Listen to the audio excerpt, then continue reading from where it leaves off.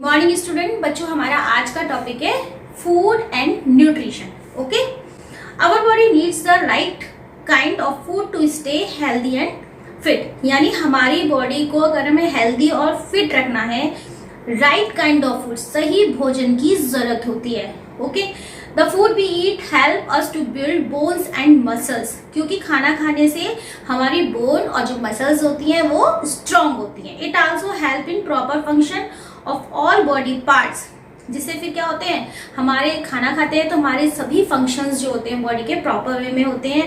अब भोजन खाना हमें किस तरह का खाना चाहिए, जिसमें कार्बोहाइड्रेट हो, फैट्स हो, प्रोटीन्स, विटामिन्स और मिनरल। ये 5 तरह के भोजन हैं जो हमारी बॉडी के लिए सबसे ज्यादा जरूरी होते हैं। और क्योंकि बैलेंस डाइट भी वही होती है जिसमें ये सारी चीजें होती हैं, राइट। सबसे पहले अब हम बात करेंगे कार्बोहाइड्रेट्स की। फूड लाइक कार्बोहाइड्रेट्स क्या होते हैं, जैसे जिसमें राइस, व्हीट, मिल्क, पोटैटो, इस सब में कार्बोहाइड्रेट्स होता है। ठीक है, these are nutrient that give us energy to work. और करने के लिए हमें एनर्जी की जरूरत होती है, वो हमें किससे मिलती है, कार्बोहाइड्रेट से। और मैं आपको बता दूं बेटा, जो मजदूर लोग होते हैं, जो मेहनत का काम करते हैं, उनके लिए कार्बोहाइड्रेट बहुत जरूरी होता है। अभी तो देखा ना, लोगों की रोटी खाने की डाइट कितनी अच्छी होती है ना, क्योंकि जो लोग फिजिकल वर्क करते हैं, ऐसे काम को हम क्या कहते हैं, फिजिकल वर्क। अब जैसे एक टीचर का काम फिजिकल में नहीं आता, वो माइंड से होता है ना। ऑफिस में बैठे बैठे आप काम कर रहे हो, वो माइंड से रिलेटेड होता है। फिजिकल वर्क होता है जिसमें हमें मेहनत करनी पड़ती है, तो ऐसे लोगों के कार्बोहाइड्रेट मस्ट होता है।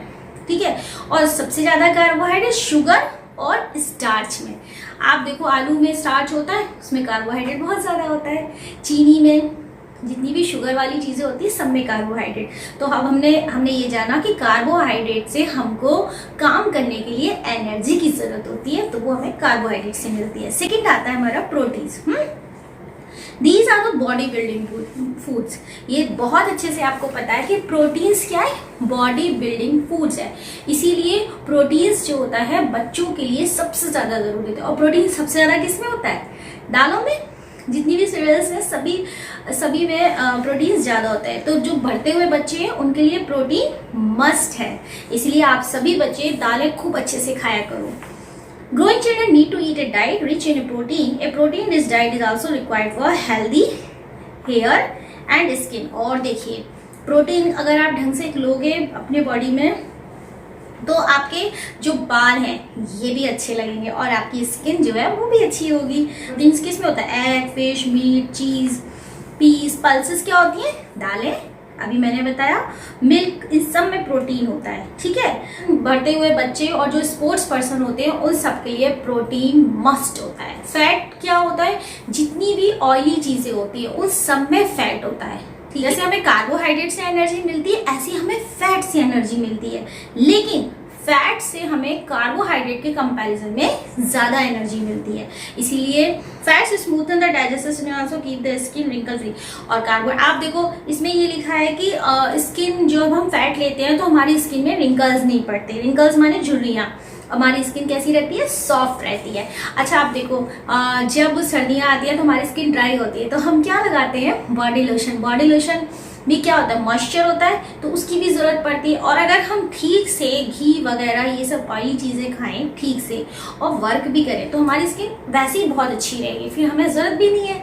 तो फैट को प्रॉपर वे में लेना चाहिए। दूसरा से स्किन अच्छी होती है, और दूसरा ये, इससे हमें एनर्जी भी ज्यादा मिलती है कार्बोहाइड्रेट के कंपैरिजन में। तो जितना घी, ऑयल, नट्स, आप देखो जितने भी नट्स हैं, जैसे काजू, बादाम वगैरह, सब में बहुत ज्यादा ऑयल होता है। कभी आप कढ़ाई में इनको फ्राई करोगे ना, सूखा फ्राई करोगे ना, तो आप देखना कि उसमें घी पूरे में हो जाएगा। ठीक है बच्चों, और अगर हमने फैट ज्यादा ले लिया लेकिन हमने अगर वर्क कोई नहीं किया, तो ये फैट क्या होगा, हमारे हार्ट में जमा होने लग जाता है, जिससे कोलेस्ट्रॉल बोलते हैं वो बढ़ जाता है। और जब आपने देखा जो मोटे बच्चे होते हैं, जो बिल्कुल काम नहीं करते, बस खाते रहो खाते रहते, तो उनका मोटे हो जाते हैं, इतने मोटे हो जाते हैं। तो हद से ज्यादा मोटाई होना और हद से ज्यादा बॉडी का वेट होना वो कहलाता है ओबेसिटी। ये ज्यादा कोलेस्ट्रॉल जमा होता है तो हार्ट की डिजीज हो जाती है, मतलब सांस वगैरह फूलने लग जाता है। अब हम बात करेंगे विटामिन की। Is it clear? Vitamins are substance present in nature, यानी जो जितनी भी विटामिन्स की चीज होती हैं वो हमें मोस्टली जो नेचर में पाई जाती है। नेचर, फ्रूट्स, वेजिटेबल्स, ये सब में विटामिन होता है और हमारे लिए बहुत जरूरी होता है, क्योंकि ये फाइट डिजीज, यानी जब हमें कोई बीमारी हो जाती है तो विटामिन सी जो होते हैं अगर आप नहीं लोगे तो आपकी वो डिजीज अच्छे से रिकवर नहीं होगी, ठीक है। और अगर विटामिन की कमी हो जाएगी बॉडी में तो डिफरेंट डेफिशिएंसी डिजीज, डेफिशिएंसी का मतलब होता है हमारी बॉडी में उस चीज की कमी हो जाएगी, जिससे हमें काफी प्रॉब्लम्स हो सकती हैं। अब जैसे कि देखो, ए की कमी से नाइट ब्लाइंडनेस हो जाती है। नाइट ब्लाइंडनेस डिजीज होती है बेटा आंखों की। इसमें क्या होता है, जैसे डिम लाइट में हमें तो दिखता है, लेकिन जिन लोगों को विटामिन ए की कमी होती है उनको नाइट ब्लाइंडनेस हो जाती है, जिसकी वजह से डिम लाइट में उनको क्लियर नहीं दिखता, ठीक है। विटामिन कई तरह के होते हैं, ये मैंने विटामिन ए के बारे में बताया।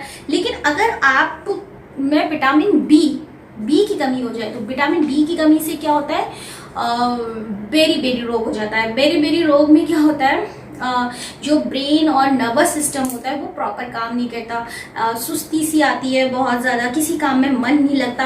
अब आप देखो, नर्वस सिस्टम जब हमारा, ध्यान से समझना, जब हमारा नर्वस सिस्टम प्रॉपर वे में काम नहीं करता है विटामिन बी की कमी से, मतलब आप खाना खा रहे हो लेकिन उसमें आपको विटामिन बी नहीं मिल रहा है, तो नर्वस सिस्टम वीक होने से हमारी जो याददाश्त होती है, मतलब मेमोरी जो होती है वो वीक होने लग जाती है, हमारा किसी काम में मन नहीं लगता है, मतलब हम सुस्त से, लेजी से हो जाते हैं। तो इसलिए विटामिन डी लेना, vitamin B it's compulsory. Vitamin C से कौन सा रोग होता है, स्कर्वी रोग, ठीक है। स्कर्वी रोग में क्या होता है, जो हमारे ये दांत और जो मसूड़े वगैरह हैं ये स्वेलिंग आ जाती है और इनमें से खून निकलने लगता है, ठीक है। तो ब्लीड, जब खून निकलता है तो उससे क्या होता है, एनीमिया। जब हमारे शरीर में खून की कमी होती है तो उससे एनीमिया हो जाता है, राइट। और एनीमिया जो होता है, एनीमिया हो जाएगा, हमारी आईज जो होती है उभरी सी, बल्जिंग माने उभरी हुई, निकली सी आईज हो जाती है, वीकनेस होती है, टायर्ड होता है, हमें सोरनेस फील होती है, सोर ऐसा जो उबासी लेते हैं ना उसको बोलते हैं। तो ये सारी प्रॉब्लम्स हमें किससे होती हैं, विटामिन सी। और विटामिन सी जितने भी फ्रूट होते हैं सब में मिलता है, जितने भी विटामिन सी फ्रूट्स, जो खट्टे फल, मीठे फल, खट्टे फल जो होते हैं मोस्टली, उनमें विटामिन सी बहुत अच्छे से मिलता है। और मैं आपको बता दूं, आंवला, बेटा आंवला जो होता है उसमें सबसे ज्यादा विटामिन होता है, नींबू में, आंवले में, सब में विटामिन सी होता है। इसलिए सभी बच्चे सब्जियों में नींबू निचोड़ के खाया करो, अच्छे से विटामिन सी मिलेगा तो ये सारी प्रॉब्लम्स नहीं होंगी, स्किन भी आपकी अच्छी रहेगी। तो विटामिन सी से मैंने आपको क्या बताया, स्कर्वी रोग हो जाता है, ठीक है। डी, हमारा last vitamin D. Vitamin D जो होता है, इससे क्या होता है, अगर विटामिन डी की कमी हो जाती है तो हमारी जो बोन्स होती है ना ये कमजोर हो जाती है, इसमें कड़ की आवाज आती है चलने फिरने में बोन्स, क्योंकि विटामिन डी जो होता है बोन्स के लिए काफी बेनिफिट होता है, बेनिफिशियल होता है। और विटामिन डी की कमी को आप उगता सूरज 9 से 10 सुबह से, मतलब जैसे सूरज उगता है बेटा और 9 साढ़े 9 बजे तक अगर आप सन में बैठोगे तो काफी हमें विटामिन डी सूरज से मिल जाता है। फैट्स में सॉल्युबल होता है, कहने का मतलब जो है हमारी बॉडी में जो एक्स्ट्रा फैट होता है उसको ये डिजॉल्व, मतलब एब्जॉर्ब करके उसको एनर्जी में कन्वर्ट कर देता है। तो रिकेट्स नाम की बीमारी हो जाती है अगर हम विटामिन डी ढंग से नहीं लेंगे। ओकस जो होते हैं ये बोन्स का फॉर्मेशन करते हैं, यानी हड्डियों का, टीथ का और ब्लड का, मिनरल्स से ब्लड भी इंफॉर्मेशन होता है। Calcium and phosphorus are needed for, और आपको अच्छे से पता है कोई भी जो बोन होती है उसके लिए किसकी जरूरत होती है, it's a very important, calcium and phosphorus. Protein क्या है, बॉडी बिल्डिंग यानी हमारी बॉडी को बनाता है, हमारी ग्रोथ को बनाता है। और मिनरल्स जो होते हैं ये जरूरी होते हैं, अगर हम ये नहीं लेंगे तो हमारी बॉडी में किसकी कमी हो जाएगी, आयरन की कमी हो जाएगी। अब आयरन की कमी होगी तो क्या होगा, हीमोग्लोबिन में क्या होता है, हीमोग्लोबिन के अंदर आयरन होता है, ऑक्सीजन होती है ना। तो जब आयरन की कमी हो जाएगी तो हमारा हीमोग्लोबिन का मतलब होता है बेटा ब्लड में ब्लड की कितनी आपकी मात्रा है। तो जब हीमोग्लोबिन कम हो जाएगा, हम विटामिन जो मिनरल्स हैं इनको नहीं लेंगे तो हमें वीकनेस आ जाएगी, हम कमजोर हो जाएंगे, आंखें उसमें पीली सी नजर आने लग जाती हैं, मिनरल्स की कमी से टाइफाइड हो जाता है। तो ऐसी बहुत सी प्रॉब्लम्स क्रिएट हो जाती हैं। तो इससे अच्छा तो ये है कि आप पालक वाला खूब अच्छे से खाया करो, सारे फ्रूट्स वेजिटेबल्स सब खाया करो, जिससे हम स्ट्रांग बनेंगे, हमारी बोन्स स्ट्रांग बनेंगे, हमारे टीथ स्ट्रांग बनेंगे। तो minerals is very important for body. अब इसके बाद हम करते हैं रफेज एंड वाटर। बेटा एक्चुअली होता क्या है, जब हम कोई भी चीज़ खाते हैं तो हमारा डाइजेशन स्टार्ट हो जाता है। अब डाइजेशन स्टार्ट हमारा माउथ से स्टार्ट होता है और स्मॉल इंटेस्टाइन में हमारा डाइजेशन कंप्लीट हो जाता है, यानी हमने में खाया वो हमारे ब्लड में आके मिल गया। लेकिन जो अनडाइजेस्टेड फूड है वो हमारे फेसेस के थ्रू, मतलब आप फ्रेश होने जाते हैं ना, पॉटी जाते हैं, उसको फेसेस कहते हैं, स्टूल को स्टूल भी बोलते हैं उसको, तो वो उसके थ्रू बाहर निकल आता है।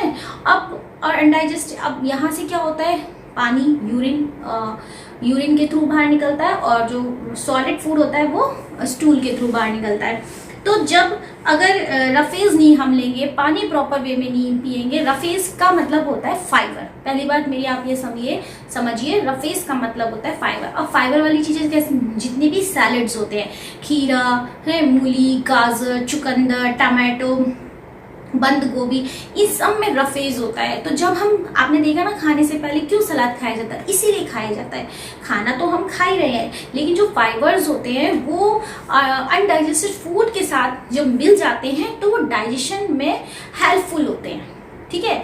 और रफेज जो होता है, ये कोई रफेज में मैं बोलूँ अगर विटामिन, मिनरल, प्रोटीन्स, ये सब चीज़ें नहीं होती हैं, केवल फाइबर होता है। फाइबर आप इतना समझो भी, तो फाइबर जो होते हैं अनडाइजेस्टेड फूड के साथ मिल जाते हैं।